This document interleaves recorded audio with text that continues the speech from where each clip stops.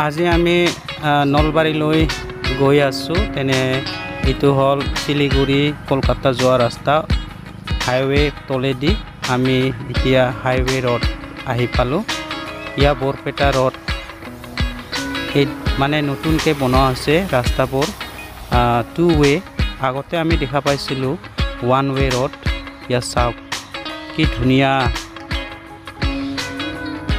ইয়া বৰপেটা ৰোড।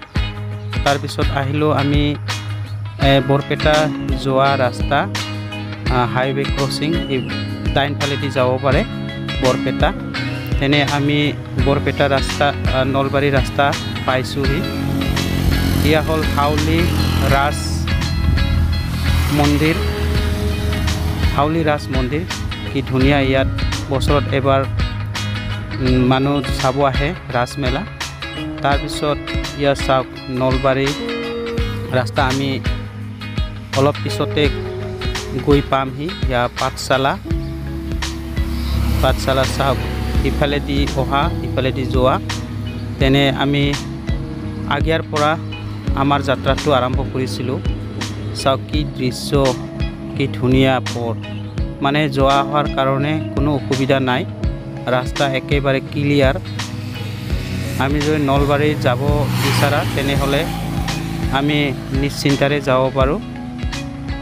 মানে পকী ৰাস্তা একদম হাইৱে 17 NH 17।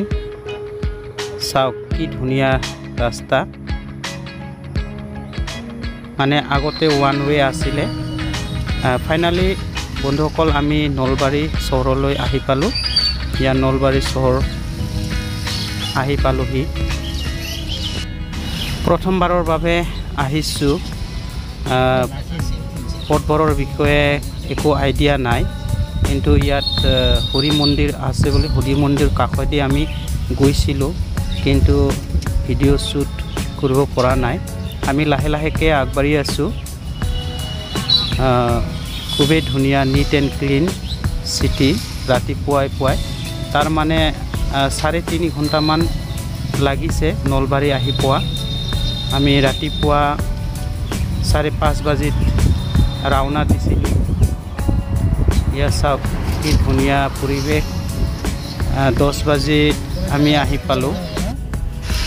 এটা দোকানৰ কাষত আমি গৈছিলোঁ আৰু তাত আমি আইচক্ৰীম আৰু কিবা কিবি খালোঁ, চাহ খালোঁ। আৰু এনে সেই ঠিকনা বিচাৰি আমি গৈ আছিলোঁ। আৰু এজন মানুহক আমি ফোন কৰি সেই নিৰ্দিষ্ট ঠাই যিখিনিত যাবলগীয়া আছিল আমি সেইখিনিত যাবৰ কাৰণে আমি সেই ঠিকনা নজনাৰ কাৰণে ঠাইটো নজনাৰ কাৰণে আমি এজন মানুহৰ সহায় ল'বলগীয়া হৈছিল। তাৰপিছত আমি জলপান কৰিলোঁ কিছুমান পিছত গৈ যোৱাৰ পিছত।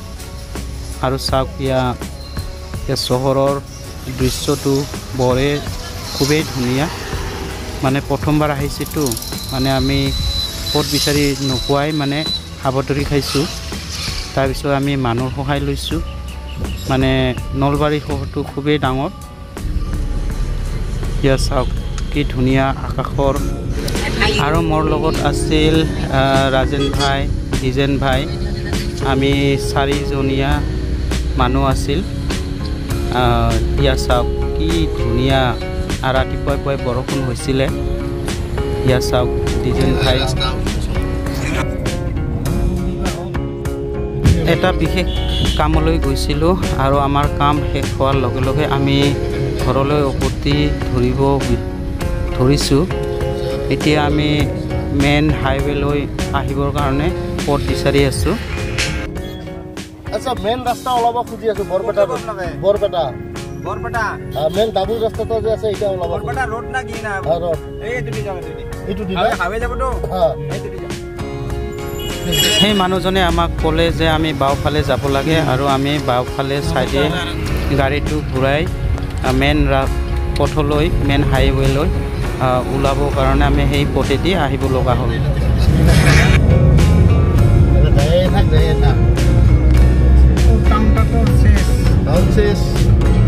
মেইন ৰাস্তা পালোঁ আমাৰ এতিয়া গোৱালপাৰা লাইন।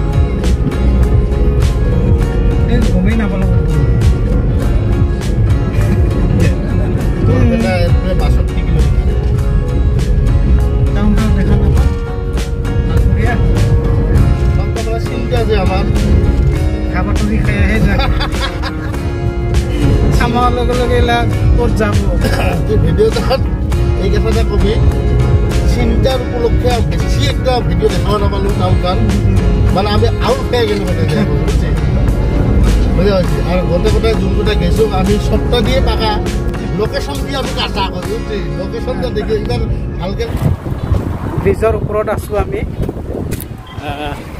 ডিজেন ভাইৰ লগত একদম ধুনীয়া পৰিৱেশ এইফালে চাওক কি ধুনীয়া লাগছে একদম ধুনীয়া ৰে কুমলীয়া কুমলীয়া বতাহ কি নদী বুলি কয় উল্টা যাই আছে তাৰপিছত আমি আকৌ ৰাওনা দিলোঁ ইয়াৰ পিছত আমি আহি পালোঁ আই নদীৰ কাষত এই আই নদীৰ ব্ৰিজ পাৰ হৈ আছোঁ এতিয়া অলপমান আই নদী একদম বঢ়িয়া মাটি সবাই পৰি লোৱা ঠাই চাওক একদম বঢ়িয়া ট্ৰেইনৰ লাইন এই অভাৰব্ৰিজৰ তলত একদম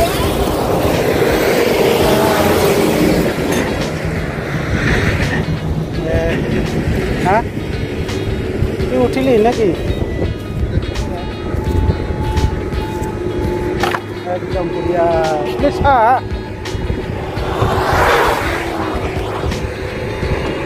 এতিয়া হৈ গ'ল আমি চেলফি ল'লোঁ একদম বঢ়িয়া এতিয়া ঘৰত যাম ডাইৰেক্ট ঘৰ ৰখাৰখি নাই